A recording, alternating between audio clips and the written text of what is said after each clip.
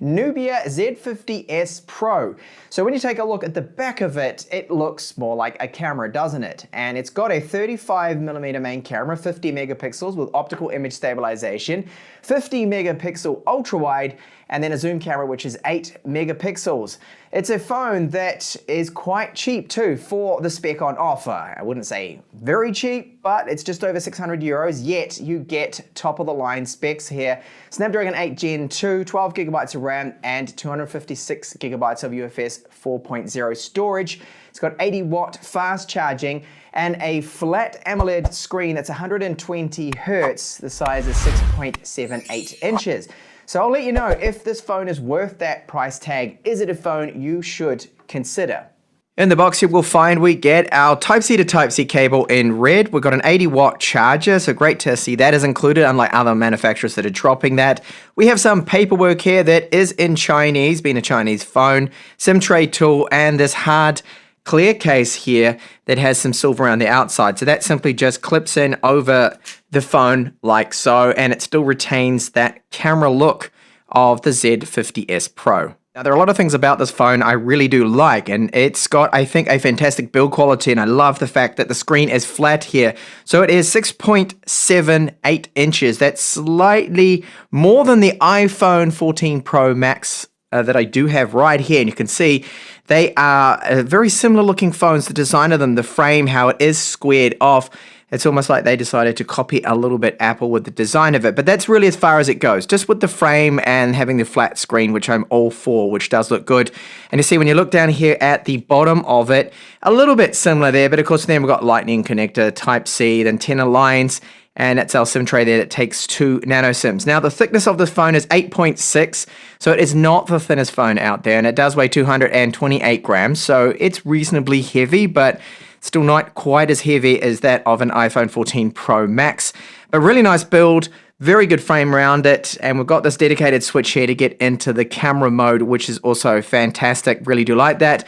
And we have metal buttons here. So the antenna lines, the frame, this is made out of a matte metal here, the finish of it. So it picks up fingerprints and smudges, and you can see that the camera does protrude a little bit, but this is where the phone, I think, looks really good. Something a bit different, because now it looks exactly like you're holding a camera. Well, almost, okay? It's got definite camera vibes to it, camera DNA. And interesting enough that Nubia decided to go with a 50 megapixel camera. It's f1.6, so good, nice and bright, but 35 millimeters. Okay, we don't normally see that, so 35 millimeter equivalent here in this. It's got face detection, autofocus, and optical image stabilization. We do have then a zoom camera that is only 8 megapixels. That's 80 millimeter equivalent f2.4. and also does have optical image stabilization. And then an ultra wide, which is 50 megapixels. This does have autofocus, so it can be used for macro shots. And that's f2.0, which is rather bright for an ultra wide. And I like the way it looks. It's just different. And they're apparently going to be making a 1-inch version of this phone too, with a 1-inch sensor that has a even larger camera bulge here that protrudes. It protrudes quite a bit. But it's not too offensive. It's not too big there, I don't think, there. And you can see there's a flash too in the correct position, making it almost look like a Xeon flash. So a great looking phone. I like the fact that it's different. Now this back here, this has a texture to it, and we've got a bit of a texture to this. And it does look really good. Doesn't tend to pick up fingerprints either. Then along the top we have 2 loudspeakers, so stereo loudspeakers, secondary microphone, IR transmitter. Down the bottom, I showed you this before, but this Type-C port, the good news is it does support video out. Now, it does not have a desktop mode, but it's just clone display. Still great to see this. So we have a 16 megapixel camera here in the cutout, and as I mentioned, the display is completely flat, and I really do like this. Now, maximum brightness, their claim is 1200 nits. I've not actually been able to measure that at all. I'm getting close to 1000, so it's like 980 or so. Perhaps I need to be in direct sunlight to trigger it. I even did try that, but I couldn't really get that result. But 1200 nits, as far as I can tell, it is looking very, very bright when out in direct sunlight. As you can see now that you're able to make out the screen, you can send messages, WhatsApp, whatever your use there in the sun won't really be hindered too much because it's a very bright screen. So the resolution of it is 1260 by 2800, and it is, yeah, the typical standard 20:9 aspect ratio. You can see when I swipe there to the left that I've got all these cards that are in Chinese. You can clean this up or you can disable it, and I do have the apps drawer. I prefer it this way, but you can not use that if you don't want it, and you've got your widgets on the screen and whatnot too as well. So the screen looks sharp. It's got 452 ppi. It's a very nice screen, really bright. And I'll just show you some of the settings we do have for this display here. Now, touch accuracy is normally good. That's my fault there because I'm looking at my monitor before I actually look at the screen, which would help if I did that. So you've got your typical options here that you can set the refresh rate. 90 Hertz is there too, so we've got that perfect sweet spot. I'm really happy about that. I'm going to force it onto 120. That's what I was using before. I don't know why I put it back onto auto. And you do, of course, have an ambient light sensor. Night mode, you can tweak the colors. You'll find them under here, which is just under the color mode. Okay, so you can set the white balance and adjust all of that. So pretty happy with all the options. Overall, it's a very nice display, definite flagship level. Really do love it. Mostly because it's flat too. I just don't really like curved screens that much. What about you? Do you like curved screens or you prefer flat? Let me know in the comments. So it does have MyOS 13 that it's running. That's based off Android 13. And yeah, MyOS is similar to iOS, isn't it? So Apps Drawer is what I've got enabled. I found that the multitasking is very fluid. Touch response does seem to be very good.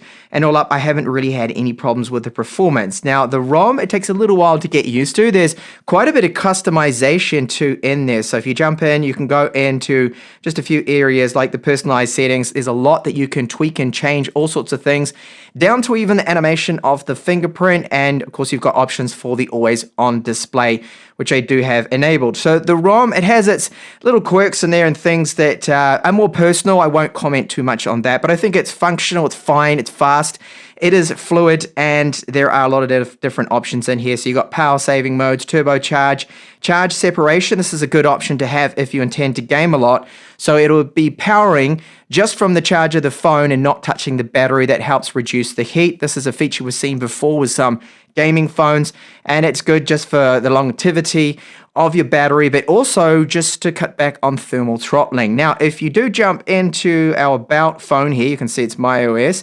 There is something here called RAM capacity. Now, I don't like this terminology calling it extended RAM because it's not really, as everyone knows. This is virtual RAM, it's caching. Now you can enable it, it's not on by default, and if you do so, it's meant to make the phone feel a little bit more snappy, a little bit more quicker.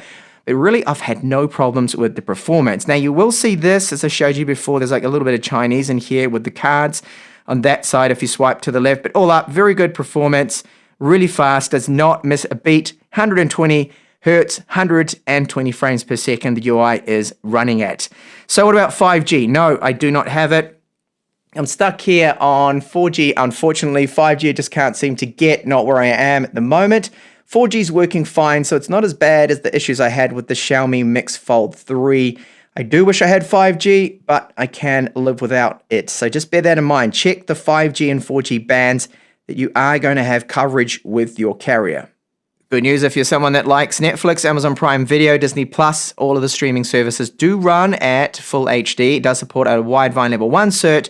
And note that we do have HDR10 support here, and yes, 90 Hz refresh rate. You can select that through the settings, which is great. It's that sweet spot between fluidity and battery savings. And this is the latest update that I have at the time of this video. So I'm reviewing it with this firmware. Good to see that Nubia is pushing out fixes, although it's all in Chinese. There's some bug fixes there just to help improve things. So they are on top of it.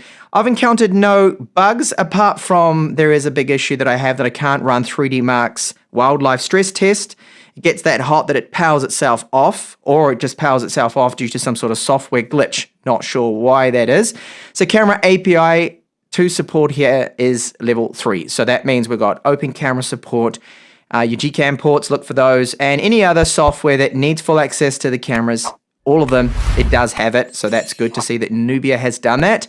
And what about our safety net? Yes, it does pass. There's NFC on board too with this model.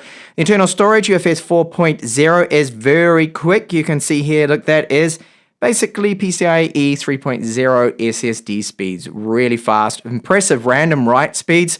So installation of files is very quick, no problems at all. And here is our Antutu score. This is the latest version, so it's getting a very solid score here.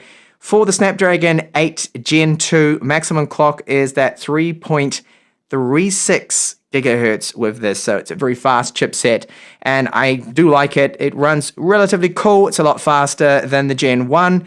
And battery charge time. So it took here 35 minutes to fully charge it. Don't read this score here because it reset for some reason. And just to point out that when you first get it, there are a few little bloatware applications. I've already removed most of the Chinese stuff. The good thing is Nubia lets us pretty much uninstall most of it, so it won't be too much of an issue there when you're using it, but you still will see a few things that will pop up in Chinese now and then when it comes to like notifications from a few certain apps, so just mute them. Battery runtime, this is at 120 Hertz, about 7 hours is what you can expect out of this, so that's pretty much on par with other flagships. 7, you could squeeze it out to maybe 7.5. Now, if you use 90 Hertz or 60, look then to about 8.5 hours, which is quite a bit better, so you can extend it out. And that is it when it comes to just the benchmarks and tests that I have done. Unfortunately, no 3D Mark stress test, throttling test, because it would just simply power itself off completely, which is quite a major issue. I hope they can fix that bug. As I mentioned before, we've got Netflix in full HD, and I've double checked that it is working in full HD here, but it's not supporting HDR. That is the only thing here with it. Now, of course, you can run that in a little window. The app allows us to do that. And over to those speakers now. So we have the dual loudspeakers, top and bottom. They have a reasonable amount of bass to them. The mid treble is okay. The volume's all right as well. I would give them about a 7. Yeah, a 7 out of 10 rating for loudspeakers. So here is a sample of them with some no copyright songs here at 100% volume.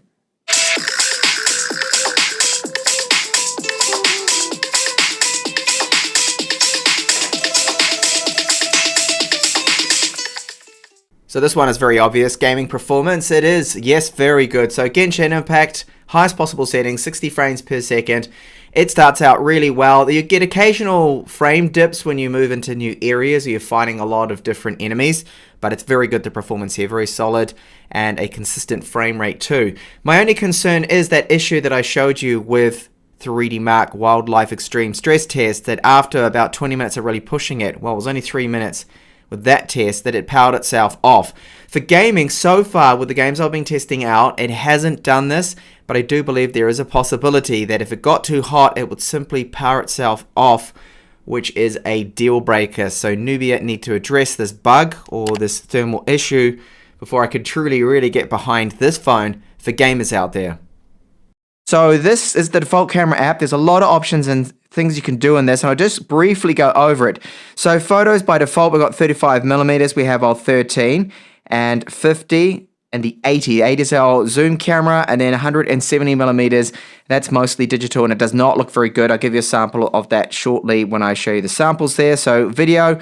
Now video, we've got 4K at 120 frames per second. That is not very common to see that option there. And then we have 8K at 30 frames per second.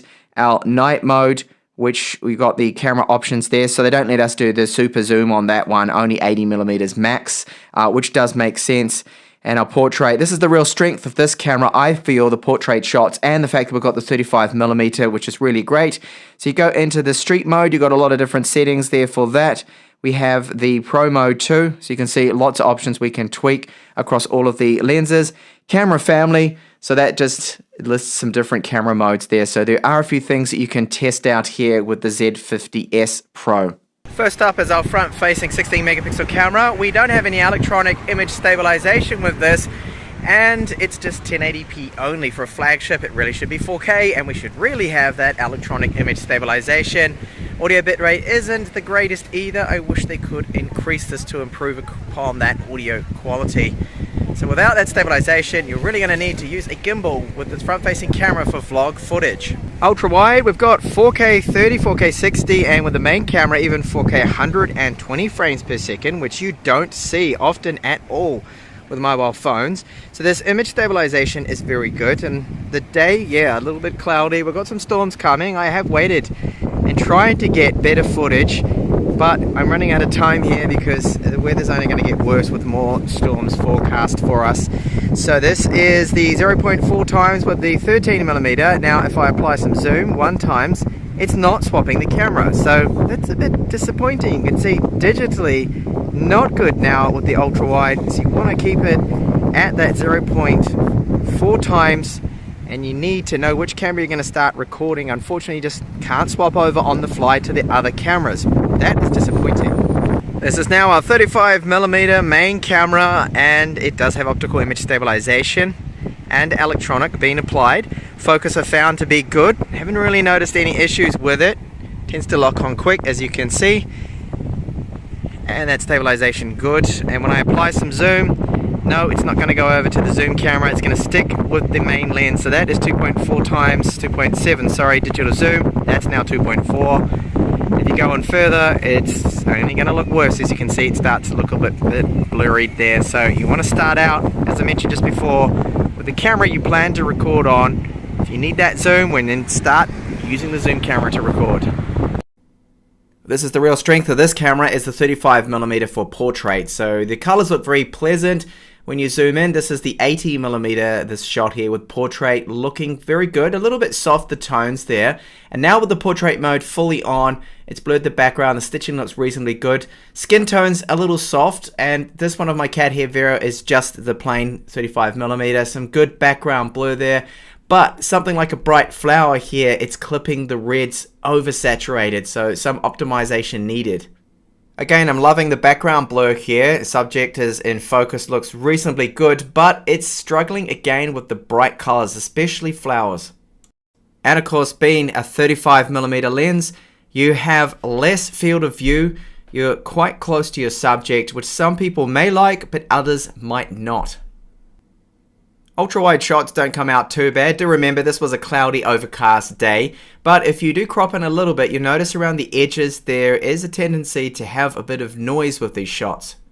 The shot is of 35mm to start with, then I go to 80mm, and then taking it to 170mm, which is mostly digital zoom. Not looking good. You can see there's quite a bit of noise to this shot, so disappointing zoom camera, I feel. 35mm lens here with the f1.6. I think the night shots do look pretty good. There's a lot of details captured. I mean, you could start to pick away at it when you start pixel peeping, but these shots I think look relatively good with good details. Overall quite pleasant, and even the selfie camera does support a night shot mode, but this one is looking a little blurry, but still better than other phones.